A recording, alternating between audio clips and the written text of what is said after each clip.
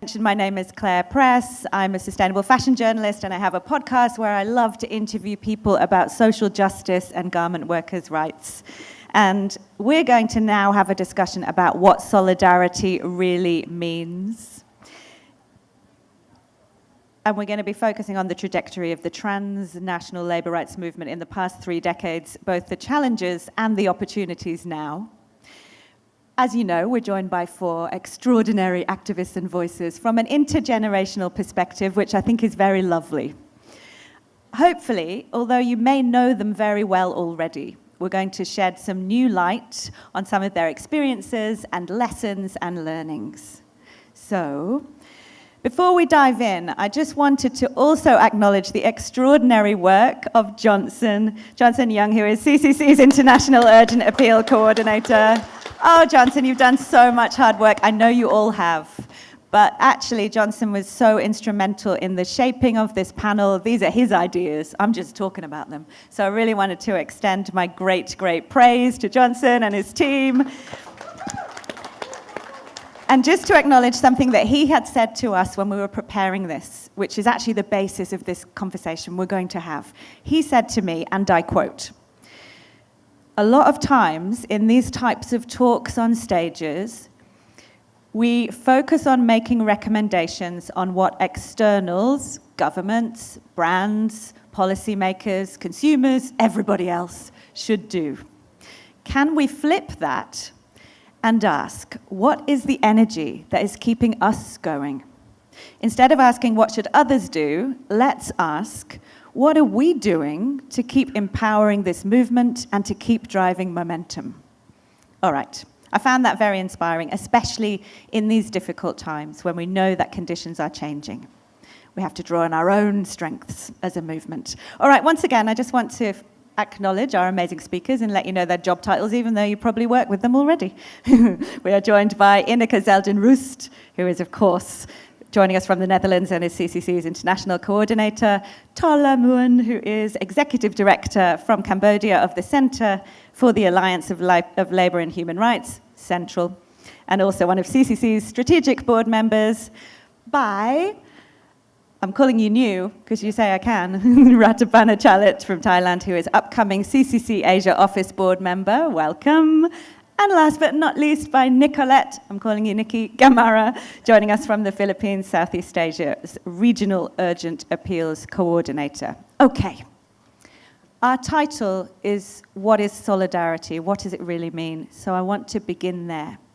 And I also acknowledge what the rousing words from Kalpana about what solidarity means in action.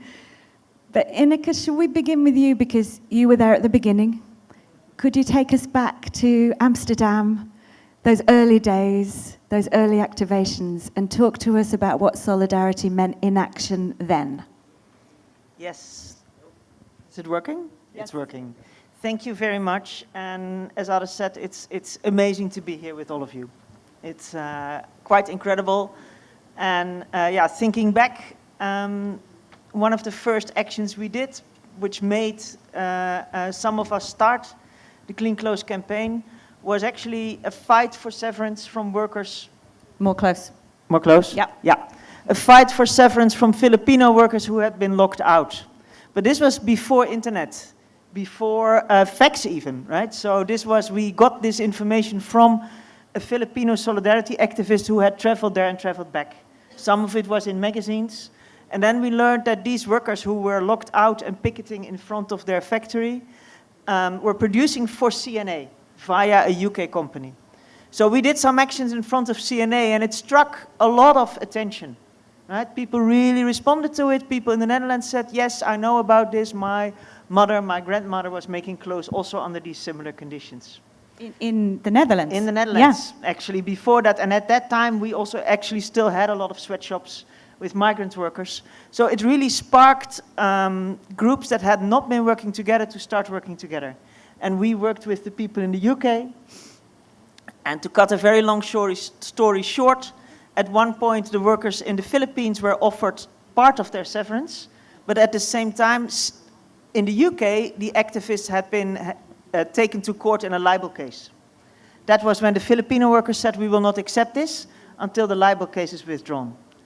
And that made us all realize we need to do this more structurally and more permanently. And can I just say, this is a case that now is fairly well known. It also tells a story. And today we're here also with workers from Thailand, from what used to be called Triumph, and then was called Brilliant Alliance, and then was called Body Fashion. So these companies changed their name. We keep our name, but you are still all telling us these same stories over the decades. And I think that is what inspires solidarity and keeps us together, for me. It also really struck me there when you're talking about the connection between women and people in different corners of the world, that people in the Netherlands were able to envisage and feel and have empathy for workers on the other side of the world, even before social media made this very easy. And isn't that the core of what this idea of solidarity in practice is? That you can make these connections, even if you're not there. But those connections need to be rooted in, I don't know, what? A shared empathy, a shared experience, a shared...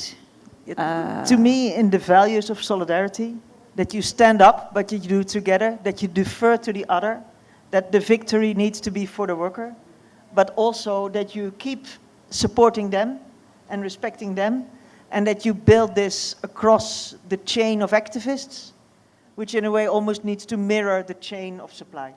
And then we can stand together. Thank you, powerful.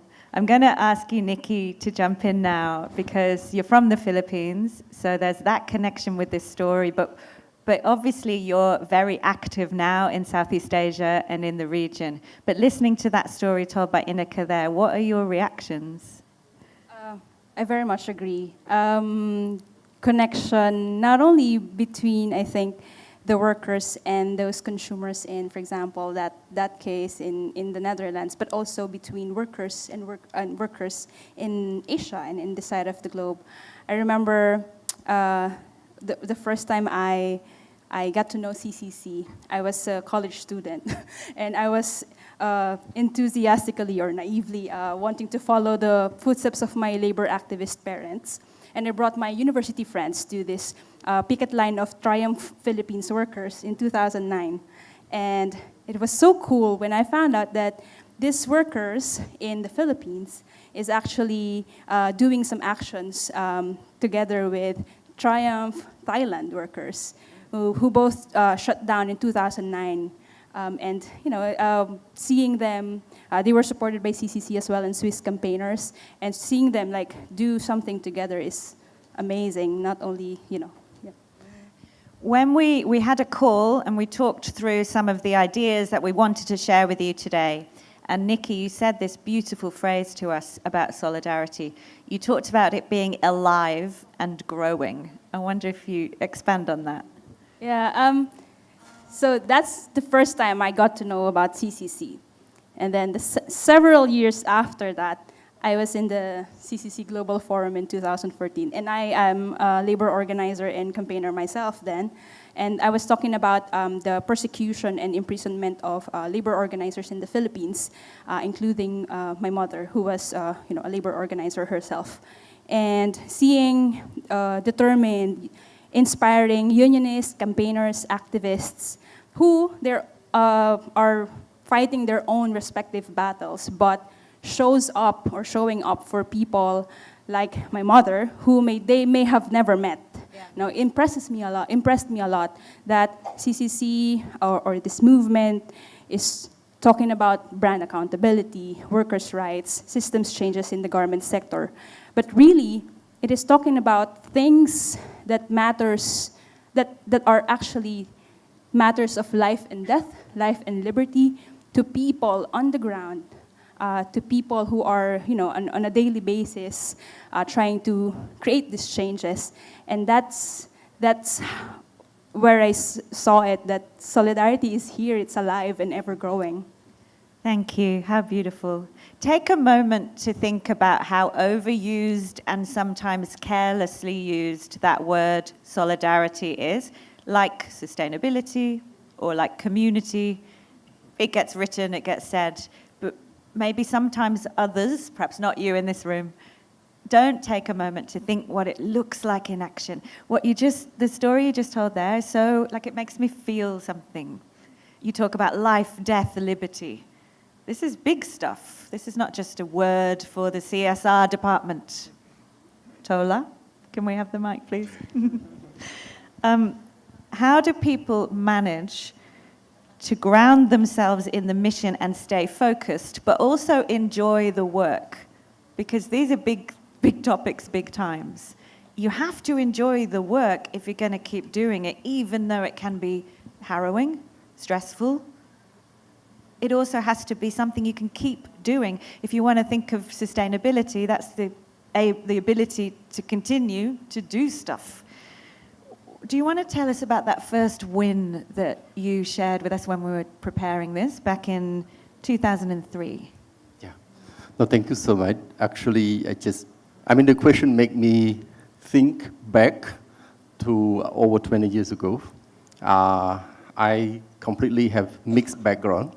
And then 2003 was the new environment for me. So I started a new job as like organizer and project manager at the same time.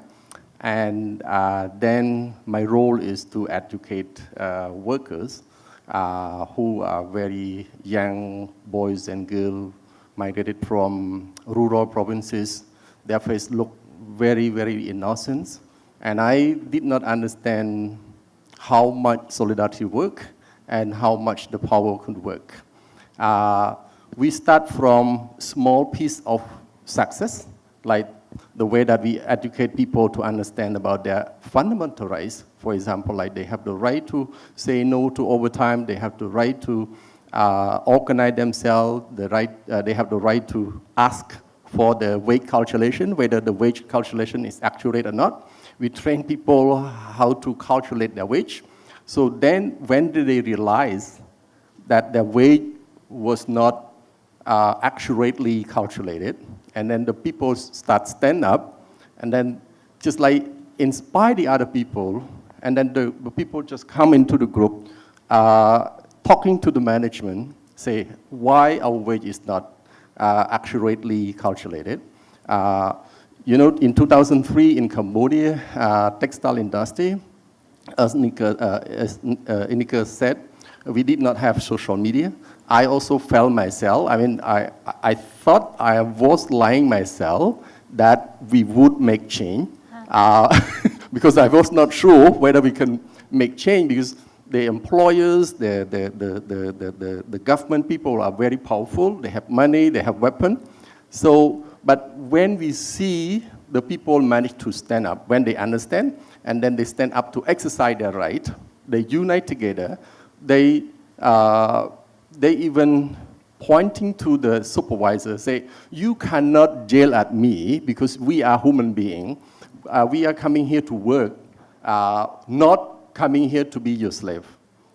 Then the way that those young girls and boys standing up, talk back to the management, it's just like, oh my God, this is the meaning of solidarity.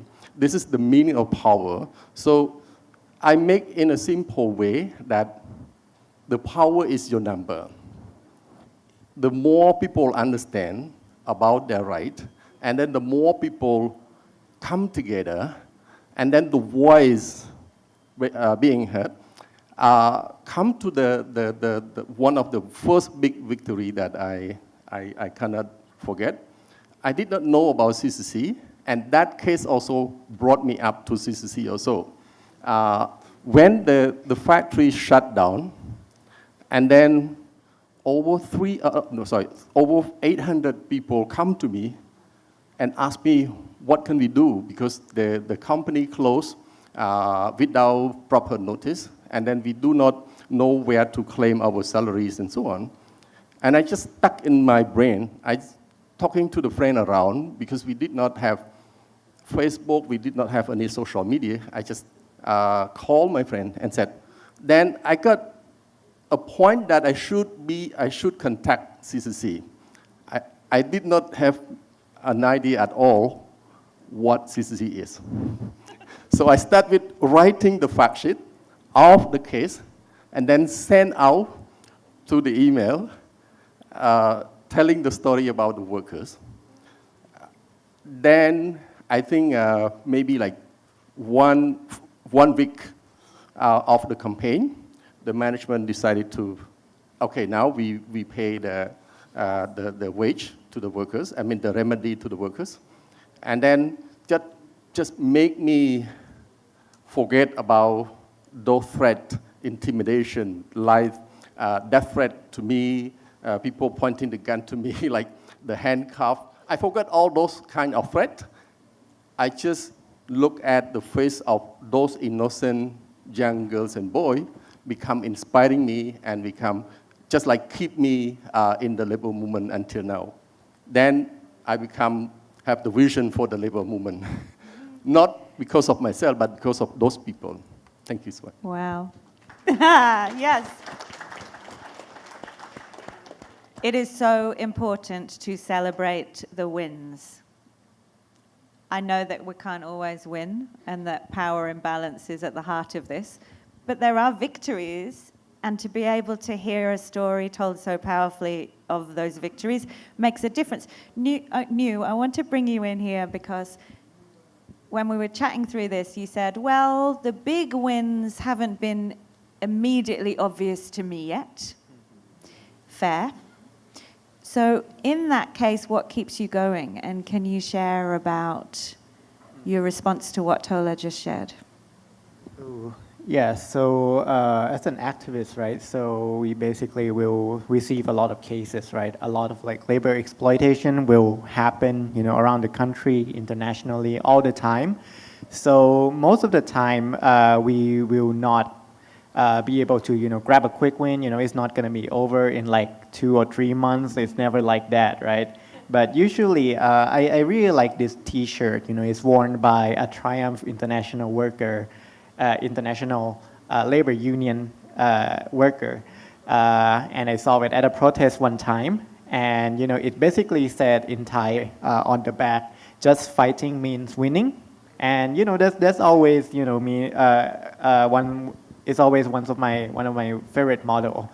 It's really hard to fight back, as the oppressed. I think in the labor movement, most of our cases end up in people just simply not fighting back against the oppression, against the exploitation that happens in our workplaces. People are usually are either too afraid, they feel that they're too small to fight back.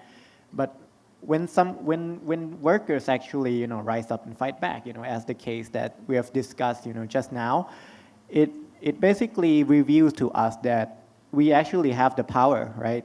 As workers, we have the real power. In economy, in politics, anywhere, we usually have the power, but only if we are organized enough, only if we are united enough, I guess, if we have enough solidarity to gather all the workers, gather all our friends, gather all our networks to, basically, stand up to any kind of like oppression or exploitation. And I think, that should be among our, biggest tasks here. Using solidarity to unite people together and get this, first step. Basically, a first win, I guess. A quick win.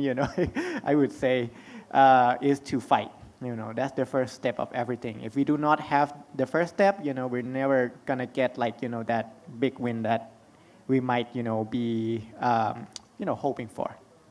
And it makes us think of what Niki had said about solidarity being evolving, being growing. Maybe talking about a win is not the right language. Maybe that's depressing. Maybe it's about the momentum. Do you want to just touch on maybe a case here in Thailand or that you've been working across that gives some example of that? All right. There's many cases actually. A lot of them are still ongoing. I have to talk about this case of auto parts workers. Actually, I understand that we are mostly from the textile industry, right? But we have this group of workers, that have been camping out near the government house for 9 months now. They are still camping out near the government house right now. So I usually, just go there, talk to them and stuff like that.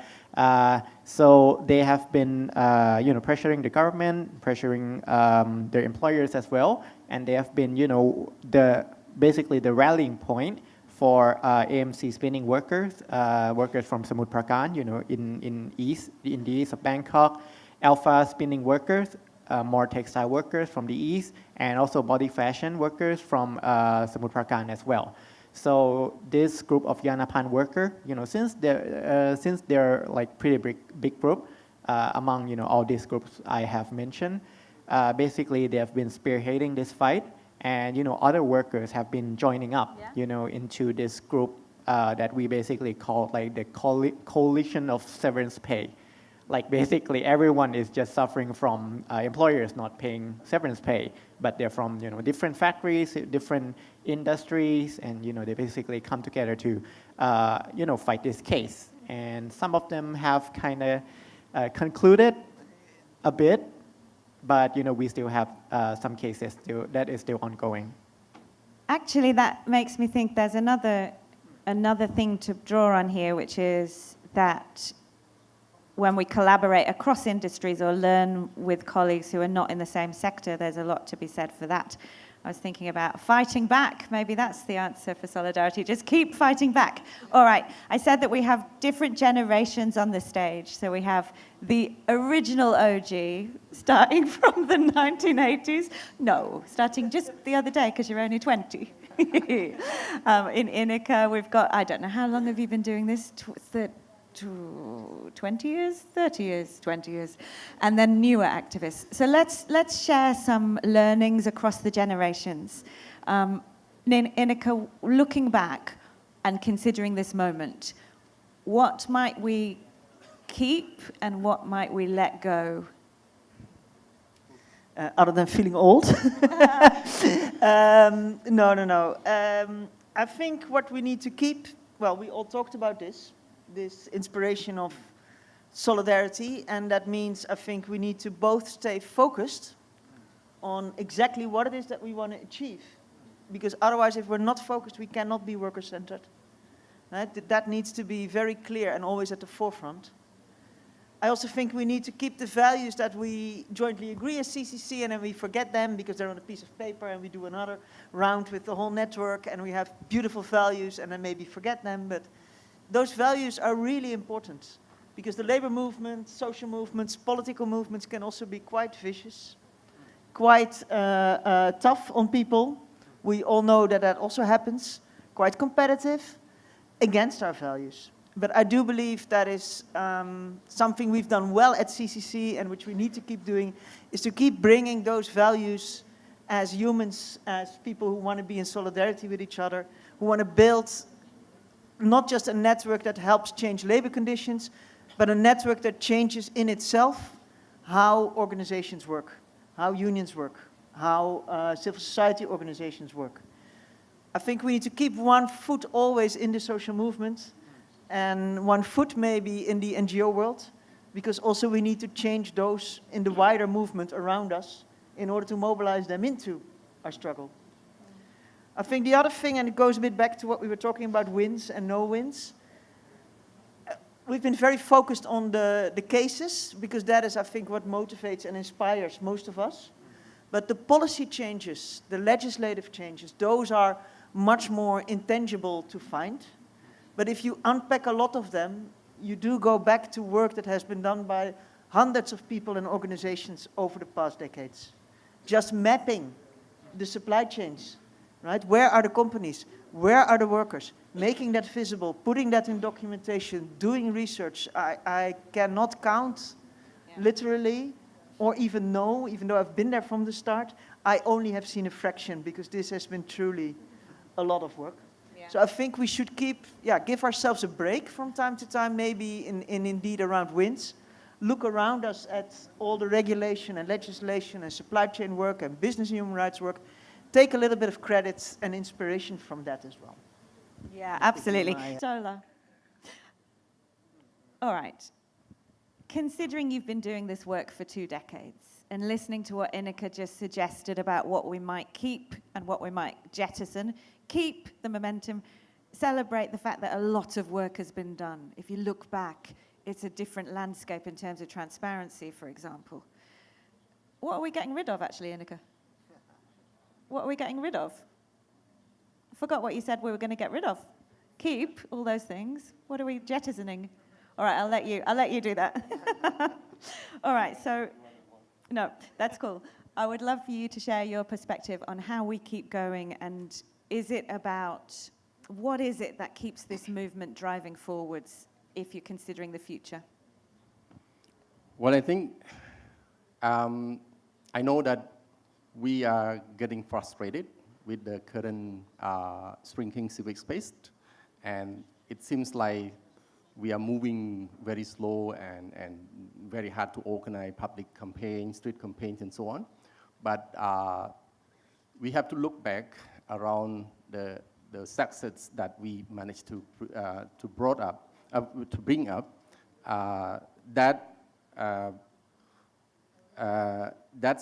success would also inspire us to move forward. So far, I can think back 20 years ago, we only advocate around the code of conduct of the international brand.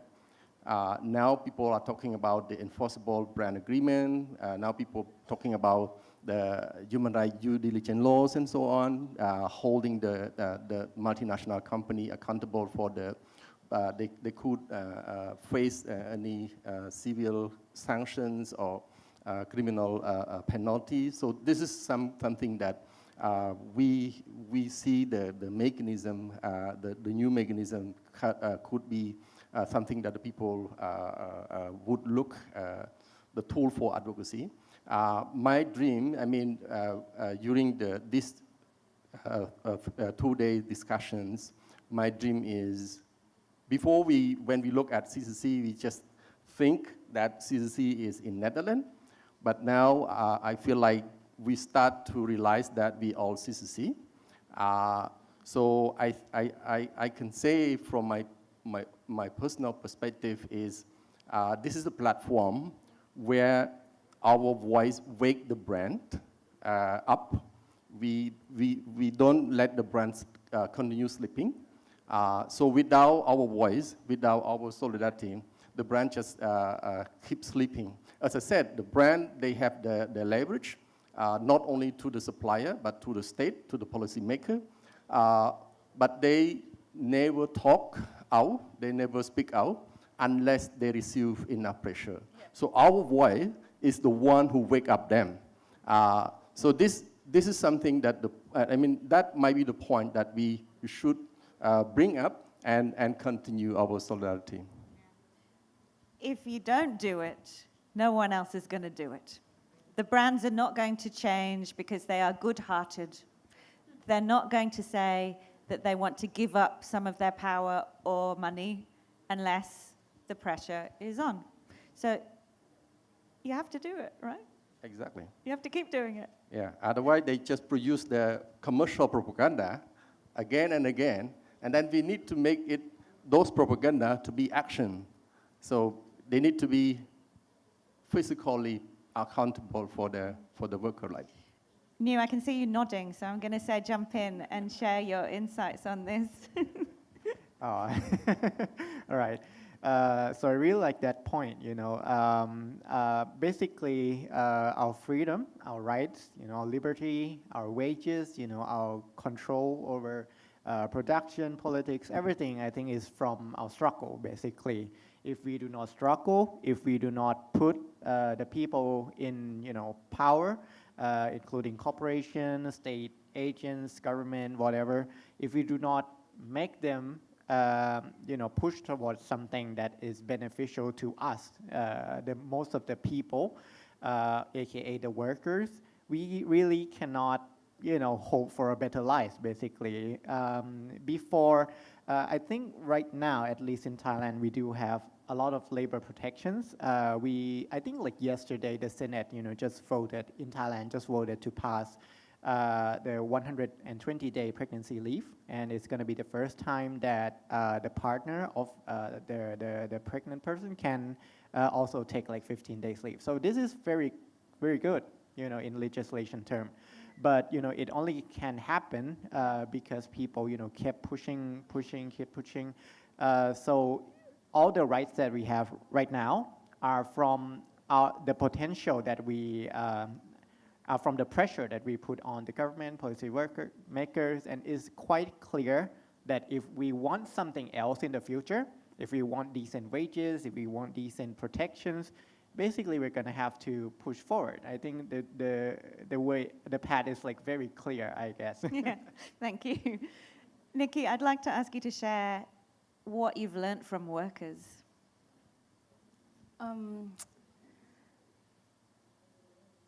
I always say that the thing that guides me in the work here is listening to the workers, and learning comes from that. I have the utmost respect and belief in the, you know, correctness, wisdom, and creativity of workers. And as I tried to fulfill my role as, you know, a campaigner in my job in CCC, I know that us in CCC always make sure that at the core of our work is the workers' voices. It's, like Ineke said, it's what drives us and what keeps us focused. And we are very, very serious when we say it's at the center of every decision-making, critical decision-making moments. And being able to listen to them when, you know, when I, for example, gather information about cases, the very real experiences, when I listen to them, when I do that, that gives me maybe the guidance on how I do my work, how we do our work at CCC. Fantastic. I want to end on looking to the future and hopefully to give everyone in this room some inspiration, some thoughts about how to navigate these changed conditions. Conditions are always changing, but I guess now we can say that we know that geopolitically there are funding problems, there is a withdrawal of funds from lots of programs, there's all of that pressure. There's also potentially what? Actually, Niki, I think we're going to talk about social media, compassion fatigue is the old way of raising a case awareness and hoping that Western media will pick this up and then everybody will get behind it. Is that still working? What else can we think of? The consolidation of brand power. Certain brands are getting richer and richer and richer. That means that the power imbalance grows. I don't know. I'm going to actually ask you about compassion fatigue, Niki, because I know we'd mentioned it. There's a lot going on in the world. How do we keep the attention of those who don't work in this industry on these cases and on the rights of workers and these stories?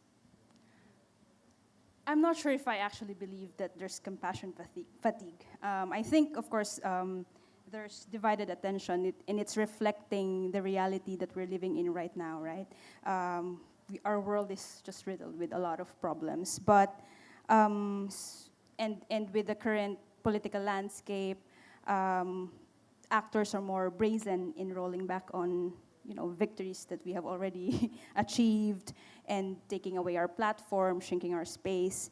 But I believe it still works. That, you know, solidarity between people in the production countries, in brand headquarter countries, it still works because we're still winning cases. You know, we're winning cases. We're gained momentum on campaigns, like Ineke said. We've come this far. Like they don't necessarily have those tools back then, 30 years ago, that we can now use in our work. Yeah. And so that means it's still working. But it's true that it should push us to expand our horizon, explore multiple creative forms of action that people can take, both online and offline. And I think if there is compassion fatigue, the antidote to that is really just not competing for attention, but actually going back to the basic question, pinpointing why and how we are connected, why and how we have to, work together. Values. Ineke, do you want to talk about, well, let's flip that away from like, oh no, we haven't got any funding, to what resources do we have? Yeah, thank you. I think, Jason showed some of our power, and the building power is the slogan, also came from our ability to surprise, right? Our ability to disrupt, our ability to know things that brands themselves might not even know, like where they were producing and what was happening. I think our ability to dream up new types of rules, new types of regulations, new types of institutions that might not exist, and to put those forward as serious propositions, which in and of itself can disrupt. But at the same time, the resource question right now is very serious, right? There is donor fatigue. There is a lot of budget cuts, which we've been talking about also earlier. We will need to rethink and reimagine also our model of staying active as a network, growing, and having the resources to do the things we all just have been talking about. So we'll need to find, I think, new ways to not just fund ourselves, but also how do all of us, including individual activists, can contribute to this cause. Because we were built up largely as a network of organizations, because that was the reality. But now, with online activism, a lot of individuals are no longer committed to a certain organization or feel represented by them, but they are represented by a cause. We are that cause, but how do we bring that into a structure that we all developed, where we can trust each other and where we can be accountable to each other? And I think those are things we need to invent. But we will also need resources to invent, because people need to live. So it is going to be difficult. We all know that. But I also feel inspired by everything today to think we can reimagine ourselves also out of this crisis Also, this is a situation. very inventive, creative movement. These are your resources. What's your response to that? And you looking forwards, and as someone who's got less experience in terms of years in this struggle, where do you think the focus should be, and what would your advice be to those of us in this room? Ooh, and we're also touching on like the internet world, social media stuff as well, right? It's a crazy time, actually. We're more connected than ever, but I think our actions are, decreasing, actually. I think first, the younger generation has to understand that learning and consuming content is not action, right? We need action. We do not like we can watch a bunch of videos, we can retweet a bunch of stuff, we can share. Those are great, but always it from online world it has to lead to offline world, and from offline world always has to contribute to more online presence. So that's what I've been doing since like 2019 or 2020. So that was when I really started doing a bunch of activism. There have been a lot of big protests in Thailand during that time, and I basically just showed up and translated some news. I tweet basic information. This is the location. People are gathering here. The idea is that the offline world and the online world must always be connected. If you only talk about the online world, if you're talking about internet activism without actually doing the grassroots organizing or actually learning from past movement, I'm talking about hundreds of years of like social movement in our world and everywhere else. Of course, the contexts are going to be different. Like for example, in the U.S., in North America, in Latin America, and here, the context is going to be very different, but it's still our responsibility to learn so that we can connect to more people, more ideas. I guess we always need new ideas to to tackle like the corporations, the state operation as well, which is also evolving, with the internet and AI stuff going on. Like right now, like I would say like 5, 6 years ago, if we go to protest, we don't really have to cover our faces. But now it's highly required. Like for example, so yes, internet is important. Internet activism is highly important, but it should always lead you to connect with real people, with real emotions, and still doing the same stuff. Using empathy, using your heart to care about more people, and be open to new ideas. It's the same thing, but with new tools, I would say. Yeah. Thank you.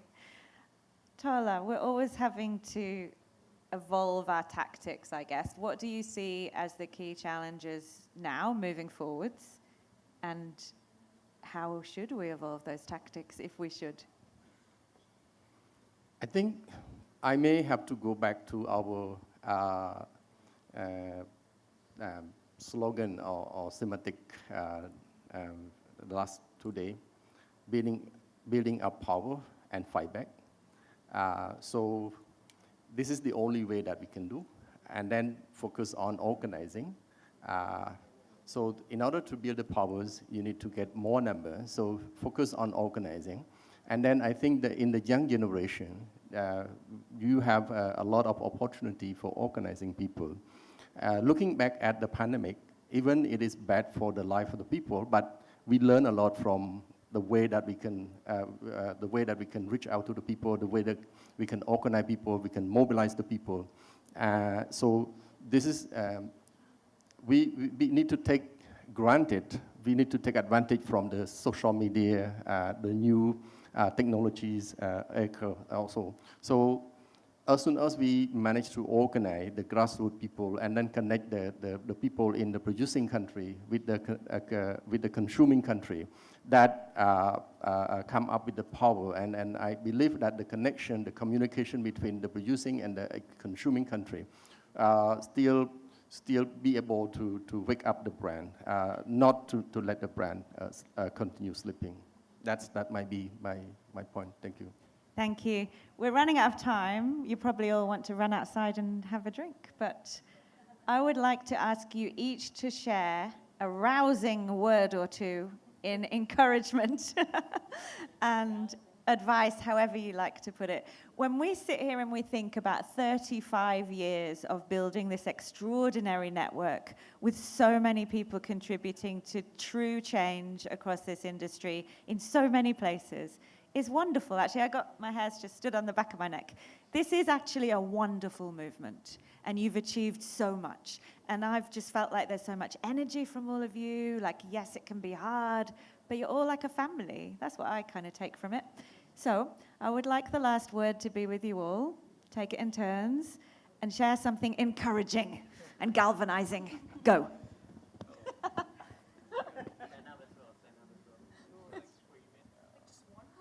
We can have more than one. Encouragement. How do we move forwards? Come on, Niki. Oh, how do we move forward? I think we start with keeping our ears, eyes open. Listen, build relationships. Yeah, that's how we move forward. Perfect. Who's next? Off you go. I'm not talking anymore. Everyone's just looking at me now. Right. I have a bunch, actually. I have a bunch. So one phrase I really like, I have a bunch of phrases here, but let's start off with a better world is possible. It's always possible. I think the world like 50, 60 years ago was, worse, a lot worse, I think the world is better now, but it can be a lot better. So that's what I've always been thinking about. Whenever I'm tired, whenever I'm doing stuff, activism stuff, whenever we lose like court cases. Yesterday, a bunch of like friends got almost got denied bail. So they almost got put in jail. So a lot of dark things are happening. But I always believe that there's a better world, which is very possible if we do come together and fight back against all these like oppressive forces. And another thing I really like to put forward here, I guess, we talk a lot about like dark times, right? If we read the news nowadays, a lot of a lot of a lot of news, a lot of the press would be talking about dark times ahead, recession, whatever, something's dark.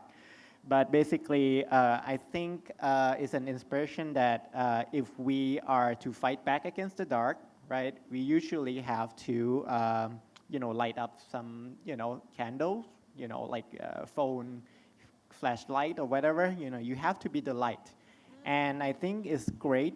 It's a great analogy for solidarity, because if you show up, if you stand up, and people see you stand up, they can rally around you. So that's why bravery is like really important for these kind of things. If people do not see you stand up, they cannot rally around you. But also, if your friends do stand up, it's your duty to stand up with to join in. And if we have a lot of like little candles here and there, and we pile up into like this big ball of flame, we can totally fight back the darkness, like, of course. So it really depends on us being brave, having a lot of hope, a lot of hope, and being there for your friends, I guess. For me, like, solidarity is this, just showing up and supporting those who are fighting. Thank you. That's very well said. It's amazing. I mean, yeah. The one thing I would want to say is there's a slogan, you need to keep your head in the skies and your foot on the ground, right? So I think that's what always helps me, at least, and I think it's good practice for activists, changes, but have your foot on the ground and pick a few things that are concrete, right? Work on a case of which we have plenty.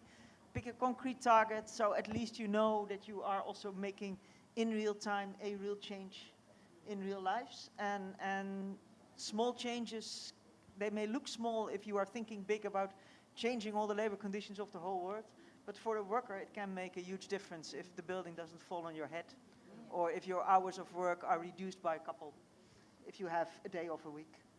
Those are all changes that we can. Thank you. The last word goes to you. Make it snappy, because we run out of time. No, echo all the speaker, but one thing that let's keep our goal. I think we have the same goal. We share the goal, and remind ourselves that we have a collective goal to change the workers' life. And then whatever you do, as the cinema in the cinema, you may see different actors, but every actors, whatever they act, a gentleman, the gangs and so on, the goal is to make the audience enjoys with the movie. So let's think about that, and then keep the goal to make the better life of the workers, whatever you do, and then we have to reach our goal as a collective goal. Yeah, thank you. I love this. Please put your hands together and thank our amazing speakers. Thank you so much.